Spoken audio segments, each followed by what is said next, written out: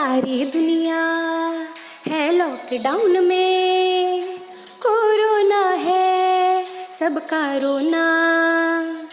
डरने वाली बात नहीं है, सावधानी हमको रखनी है। 1 मीटर की दूरी से ही बात है हम सबको करनी है। बच्चों आओ पढ़ो सभी, कोरोना से डरो नहीं। बच्चों आओ पढ़ो सभी, कोरोना से डरो नहीं। पढ़ना लिखना है सबको, आगे बढ़ना है सबको।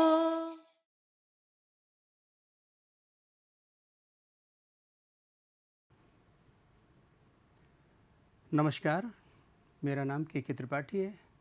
मैं लखनऊ के boys Anglo Bengali inter college में प्रवक्ता के पद पर कार्यरत हूँ। बच्चों, आज मैं यहाँ पर आपको कक्षा 10 में गणित विषय के अध्याय 4 अर्थात द्विघात समीकरण को पढ़ाऊँगा, जिसमें मैं पहले भाग में कुछ बातों पर चर्चा करूँगा। वे इस प्रकार हैं। पूर्व ज्ञान पर थोड़ी सी बात करूंगा, उसके बाद मैं आप लोगों को द्विघात समीकरण का मानक रूप दर्शाऊंगा और द्विघात समीकरण की जांच करना बताऊंगा। दिया गया समीकरण द्विघात समीकरण है अथवा नहीं। गुणनखंड विधि द्वारा इस समीकरण का हल करेंगे और उसके बाद में द्विघात समीकरण का निरूपण भी करेंगे, बनाना सीखेंगे। द्विघात समीकरण के मूलों की जांच भी करेंगे और कुछ प्रश्न हैं उनको करेंगे। तो आइए बच्चों आगे चलते हैं। आप देख सकते हैं अध्याय 2 के अंतर्गत आपने अध्याय 2 में बहुपद पढ़ा था आपने, और बहुपद में ही आप लोगों ने द्विघात बहुपद भी पढ़ा था। द्विघात बहुपद का व्यापक रूप इस प्रकार होता है ax² + bx + c, और इसके शून्यकों को भी आपने समझा था। शून्य क्या थे?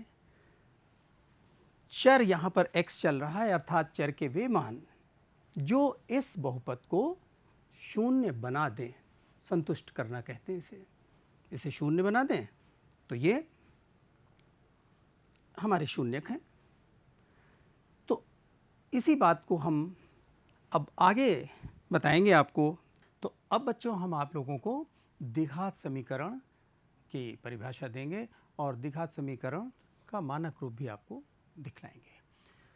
तो आप देखिए यहाँ पर x में एक द्विघात समीकरण इस रूप का होता है, अर्थात ax² + bx + c बराबर 0, इस रूप का होता है। ध्यान दीजिए यहाँ पर x² का गुणांक a है, x का गुणांक b है और x से रहित पद c है।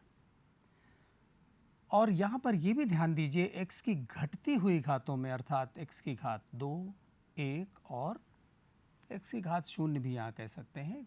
किसी चीज़ की घात 0 का मतलब 1 होता है। तो बच्चों यहाँ पर आपने देखा द्विघात समीकरण का ये रूप है, इसी को हम मानक रूप कहेंगे। और आपको यहाँ पर कोई भी समीकरण अगर इस रूप का मिलता है, उसमें अधिकतम घात 2 होती है, तब ये हमारा द्विघात समीकरण। एक आगे बात और लिखिए, देखिए a is not equal to 0, a 0 के बराबर नहीं है।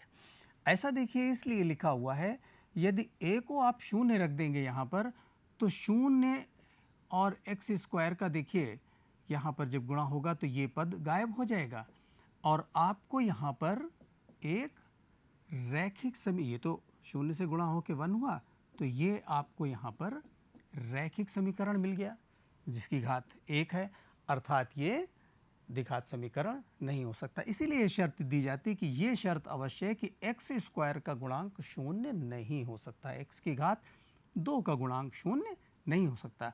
अब देखिए यहाँ पर एक एग्जाम्पल दे रहे हैं कि पहले हमारे पास सपोज कीजिए कि ये एक द्विघात समीकरण लिखा हुआ है। द्विघात समीकरण है या नहीं, ये तो पहले हम इसको घटती हुई घातों के रूप में, जो इसका मानक रूप है उस रूप में लिखते हैं। तो सबसे पहले क्या लिखेंगे? 2x² - x + 2 बराबर 0, घात घटते हुए क्रम में।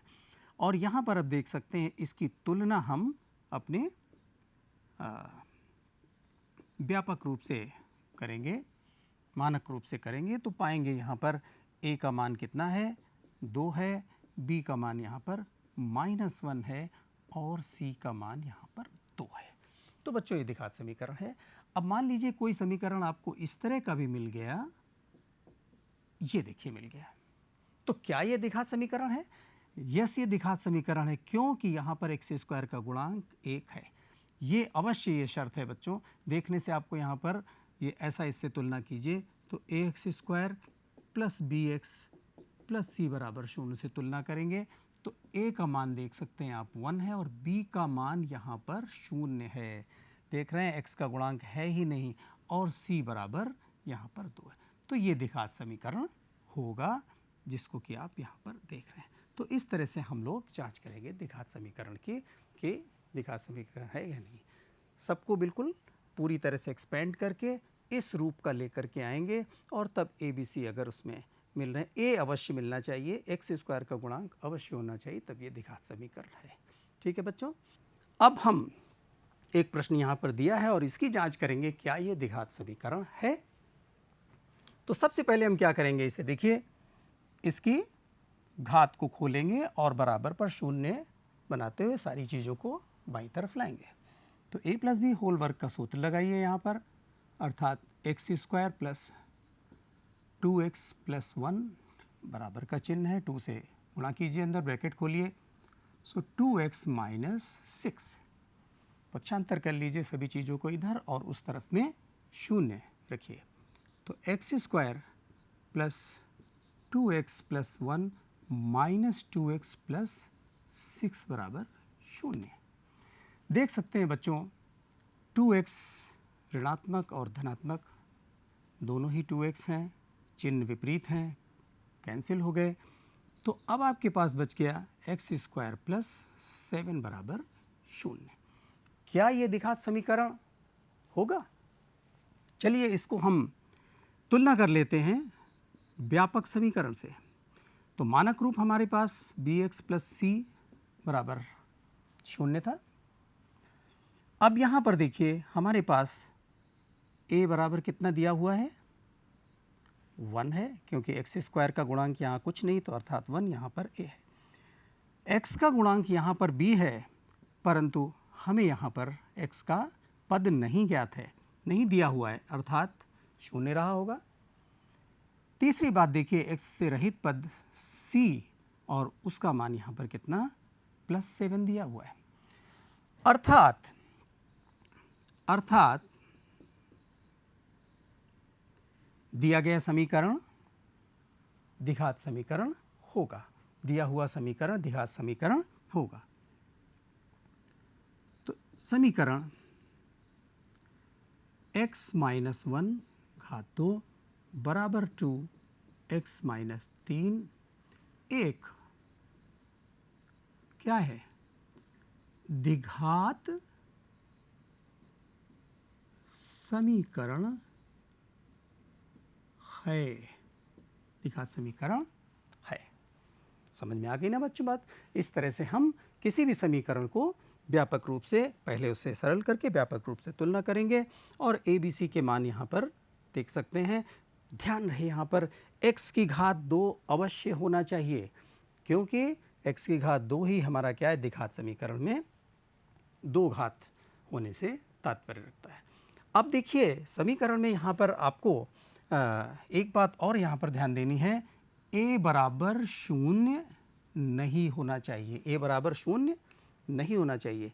बच्चों देखिए यदि a बराबर 0 हो जाता तो यहाँ पर व्यापक रूप हमारा bx प्लस c बराबर 0 है, जिसमें हम आप लोगों को बताएं यदि a 0 हो जाएगा तो 0 से गुणा होने के बाद आप देख सकते हैं कि यह रैखिक बन जाएगा।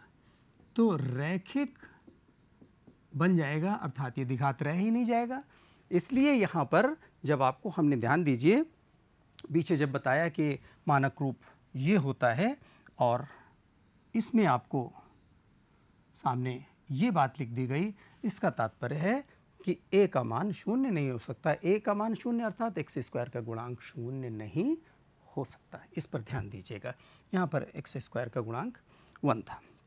अब हम देखते हैं द्विघात समीकरण को हल करना। तो हल करने में हम सबसे पहले गुणनखंड विधि देखेंगे। गुणनखंड विधि, अब हमारा द्विघात समीकरण यदि गुणनखंड से हल हो जाए तो हम ये तरीका अपना लेते हैं।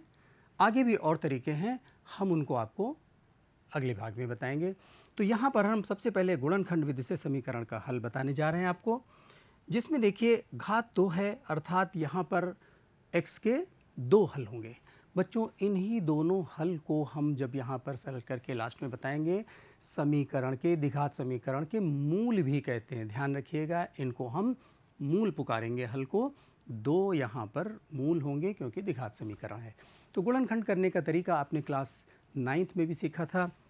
देखिए आसान सी बात है, इन दोनों पदों का गुणन करेंगे तो कितना मिल जाएगा, √2x² और 5√2 अर्थात ये मिल गया हमें 10x की घात 2। अब 10x² के दो ऐसे गुणनखंड जिनका योग यहाँ पर प्लस है, इसलिए देखिए जिनका योग कितना हो, 7 हो। आसान सी बात है, आप सबको ज़रूर ये ज्ञात है। 5x और 2x देख सकते हैं, 5x और 2x का योग कितना हो जाएगा, 7, जो कि हमारा यहाँ पर आवश्यक है। तो गुणा करने पर वही 10x² आएगा। अब देखिए इस जगह पर गुणनखंड आपको साथ साथ मेरे ध्यान दीजिए, 7x की जगह पर हम यहाँ पर इन दो गुणनखंडों को 7x को विभाजित कर दिया, कितना, 5x प्लस 2x। और बच्चों ध्यान दीजिए यहाँ पर अब आप क्या करते थे, 2 के जोड़े बना लेते थे, 4 पद हो गए, 2 ये और 2 ये। इन दोनों में से देखिए आपको उभयनिष्ठ क्या मिल रहा है, x मिल रहा है कॉमन। तो x कॉमन लेंगे, x से विभाजित करेंगे, √2x आ जाएगा और यहाँ पर x कैंसिल हो जाएगा, कितना आ जाएगा, 5 आ जाएगा। अब यहाँ पर देखिए ब्रैकेट बंद करते हैं, इन दोनों पदों में यहाँ पर चूँकि इस ब्रैकेट में √2x आया है प्लस 5, तो यहाँ भी √2x प्लस 5 आएगा। और ध्यान दें √2 इंटू √2 बराबर क्या होता है, 2। तो इस 2 में 2 बार √2 लगा हुआ है, दोनों में से √2 कॉमन ले लीजिए। √2 से भाग करने पर यहाँ पर से आ जाएगा √2x और यहाँ से 5 बराबर पर 0। दोनों यहाँ पर ब्रैकेट आपको मिल गए एक जैसे, तो √2x प्लस 5 आपने कॉमन पुनः ले लिया, x प्लस √2 बराबर पर 0 चल रहा है। बच्चों इन दोनों का गुणनफल 0 है अर्थात ये 0 होगा एक बार या फिर ये 0 होगा। तो √2x प्लस 5 बराबर 0 रखते हैं, √2x प्लस 5 बराबर 0 रखते हैं। और देखिए √2x इज इक्वल टू -5, हमें x ज्ञात करना है, तो -5 अपॉन √2। दूसरा यहाँ पर देखिए गुणनखंड हमारा था x प्लस √2, उसको भी हम बराबर पर 0 रखते हैं और x बराबर कितना, -√2।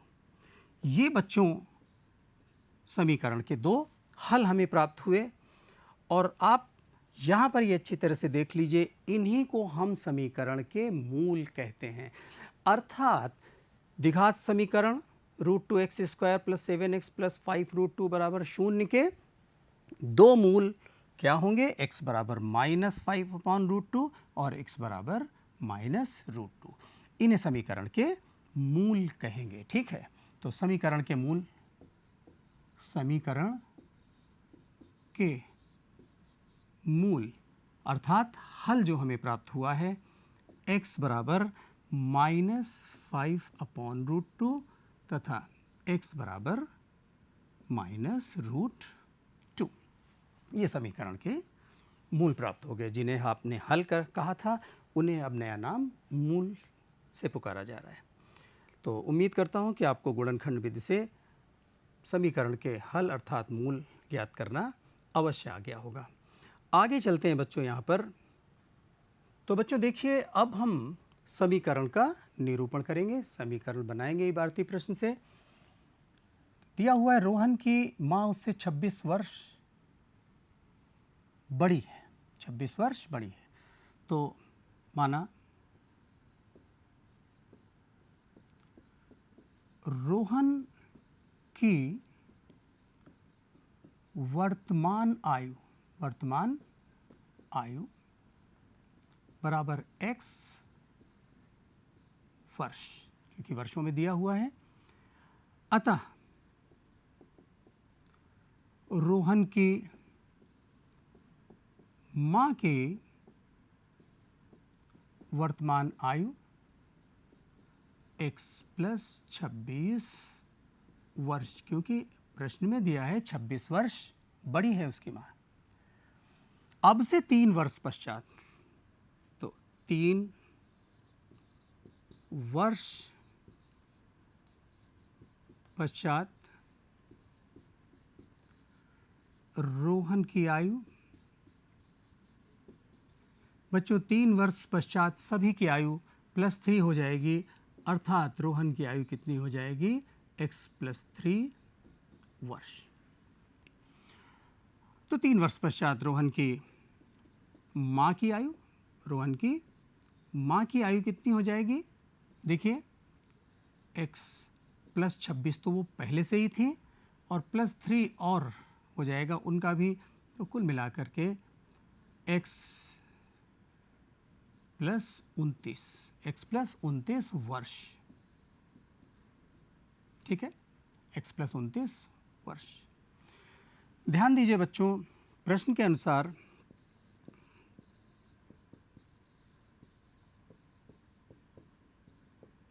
प्रश्न के अनुसार 3 वर्ष पश्चात, अब से 3 वर्ष बाद दोनों का गुणनफल, ध्यान दीजिए गुणनफल अब से 3 वर्ष पश्चात 360 हो जाएगा, अर्थात रोहन की आयु गुणा उनकी माँ की आयु, ये बराबर 360। ब्रैकेट खोलते हैं, गुणा करते, द्विघात समीकरण का रूप बनाते हैं, तो हमें मिल जाता है x² + 29x + 3x + 87 बराबर 360।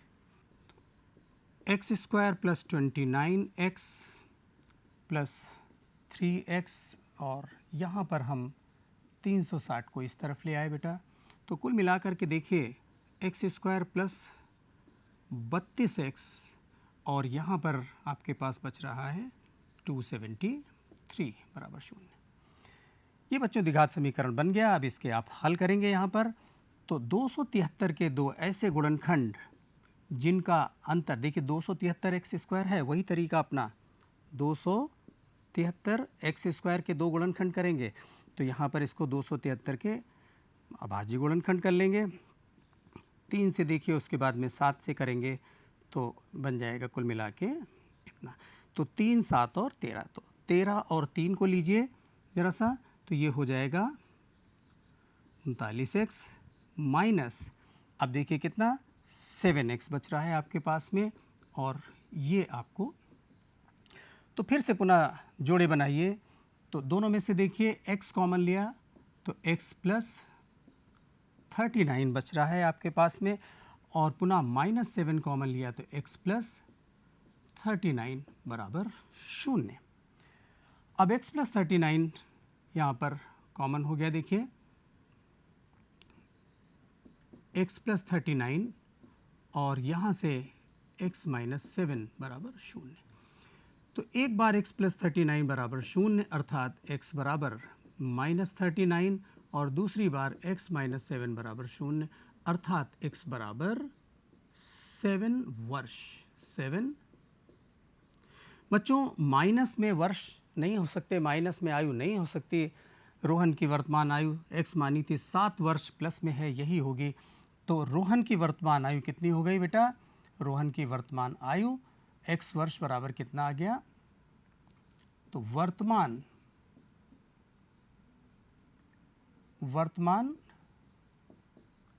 आयु किसके लिए कह रहा हूँ, यहाँ पर रोहन के लिए कह रहा हूँ, x बराबर 7 वर्ष और रोहन की माँ की वर्तमान आयु देखिए यहाँ पर लिख देता हूँ। रोहन की माँ की वर्तमान आयु बराबर x प्लस 26 अर्थात कितना था, x का मान 7 प्लस 26 बराबर 33 वर्ष। 33 वर्ष, ठीक है। तो अब से 3 वर्ष पश्चात रोहन 7 प्लस 3 10 के हो जाएंगे और रोहन की माँ 33 प्लस 3 36 की हो जाएंगी। दोनों का गुणनफल 360 होगा। बच्चों आगे चलते हैं। यहाँ पर एक हमारे पास प्रश्न और है भारती, देखिएगा यहाँ पर। इससे पहले आपको हम जांच के लिए एक प्रश्न दे रहे हैं। x बराबर 5 तथा x बराबर -2 समीकरण के मूल हैं, इसकी जांच कीजिए। तो जांच करने के लिए वही बात, अगर मूल हैं तो उसमें रख के देखिए। तो x बराबर कितना, 5 रखने पर समीकरण में बाएं पक्ष पे रख दीजिए। तो कितना, 5 स्क्वायर माइनस 3 इंटू 5 माइनस 10। और देखिए यहाँ पर आपको प्राप्त हो रहा है 25 माइनस 25 बराबर 0 प्राप्त हो रहा है। तो दाईं ओर की बात 0 आ जाती, अतः यह संतुष्ट करता है। अतः x बराबर 5 समीकरण का मूल होगा। दूसरा भी देखिए यहाँ पर x बराबर -2 रखने पर -2 की घात 2 minus 3 minus 2 minus 10 4 plus 6 minus 10 अर्थात ये आपको प्राप्त हो गया 0 पुनः। तो x बराबर -2 रखने पे 0 प्राप्त होता है, अतः x बराबर -2 भी एक मूल होगा। समीकरण का मूल, द्विघात समीकरण जो भी दिया है उसका मूल होगा। तो समीकरण के द्विघात समीकरण के मूल x बराबर 5 और x बराबर -2 सत्य है। ये सत्यता की जांच हो गई बच्चों।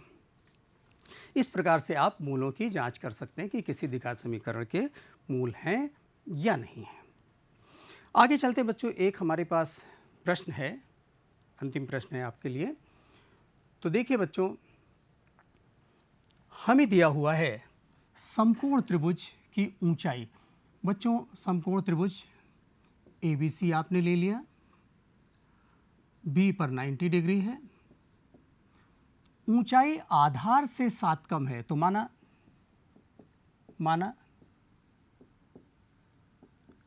आधार बराबर x, तो x सेंटीमीटर लीजिए क्योंकि यहाँ पर सेंटीमीटर में दिया है। तो ऊंचाई बराबर कितनी हो जाएगी, ऊंचाई बराबर कितनी हो जाएगी, 7 कम इतना सेंटीमीटर। और कर्ण आपको दिया हुआ है, देखिए कितना, 13 सेंटीमीटर। तो ये 13 सेंटीमीटर कर्ण हो गया, ये यहाँ पर x सेंटीमीटर और ये x - 7 सेंटीमीटर। बच्चों समकोण त्रिभुज की प्रॉपर्टी लगाइए पाइथागोरस प्रमेय से। पाइथागोरस प्रमेय से देखिए AB square plus BC square बराबर AC स्क्वायर। मान रख दीजिए x - 7 की घात 2 प्लस x स्क्वायर बराबर 13 का स्क्वायर, और यहाँ पर x square minus 14x plus 49 plus x square बराबर 169। पक्षांतर कर लिया, 2x स्क्वायर देखिए यहाँ पर से दोनों मिल रहे हैं, -14x प्लस 49 माइनस 169 बराबर 0। अर्थात 2x स्क्वायर -14x माइनस 120 बराबर 0। 2 से विभाजित हो रहा है, कर दीजिए इसे, तो मिल जाएगा x square minus 7x minus 60 बराबर 0। 60 के बच्चों 60 के दो गुणनखंड यहाँ पर आपको प्राप्त हो रहे हैं। देखिए 12x उसी प्रकार से जैसे गुणनखंड बताए थे और प्लस 5x। अब आपको यहाँ पर x कॉमन मिला, x माइनस 12 प्लस 5 कॉमन मिला, x माइनस 12। दोनों में देखिए x माइनस 12 कॉमन है, x प्लस 5। बच्चों x माइनस 12 बराबर 0 अर्थात x बराबर 12 सेंटीमीटर में दिया था इसलिए सेंटीमीटर, और x माइनस देखिए 5 इसका एक गुणनखंड नहीं हो सकता, क्योंकि गुणनखंड तो हुआ लेकिन यहाँ पर लंबाई माइनस में थोड़ी ना हो सकती, इसलिए इसको हम छोड़ देंगे। तो अन्य भुजाएं क्या हुई हमारे पास, देखिए अन्य दो भुजाएं, अन्य भुजाएं पूछी गई थी आपसे बच्चों। तो कितना है, एक यहाँ पर आधार x बराबर कितना 12 सेंटीमीटर और तथा ऊंचाई x माइनस 7 बराबर 12 माइनस 7 बराबर 5 सेंटीमीटर। तो इस प्रकार से बच्चों आपने अन्य दो भुजाएं प्राप्त कर ली। आगे बच्चों इसी पर आधारित कुछ मैंने आप लोगों को गृह कार्य में सवाल दिए हैं। 3 सवाल है, पहले में जांच है, दूसरे में गुणनखंड विधि है और तीसरे में बनाइएगा इस तरह से द्विघात समीकरण। अवश्य कर लेंगे आप। आगे हम आपको अगली क्लास में समीकरण को हल करने के लिए पूर्ण वर्ग बनाकर द्विघात समीकरण को हल करना सिखाएंगे। बच्चों आपको यहाँ पर बताना चाहूँगा, अध्याय के संबंध में पाठ्य सामग्री तथा अभ्यास कार्य मानव संसाधन विकास मंत्रालय भारत सरकार द्वारा विकसित दीक्षा मोबाइल एप्लीकेशन पर उपलब्ध है।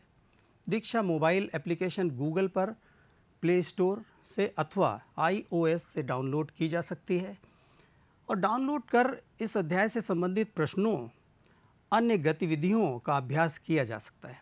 किसी बिंदु पर शंका या स्पष्टता की आवश्यकता हो तो अपने शिक्षक से online e-learning WhatsApp virtual classes से पूछकर समाधान कर लिया जाए।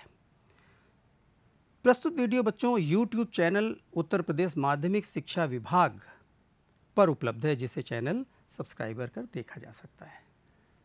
तो उम्मीद करता हूँ बच्चों आपको पसंद आया होगा क्लास, बातें समझ में आई होंगी। अगली कक्षा में आपसे पुनः मिलते हैं। धन्यवाद।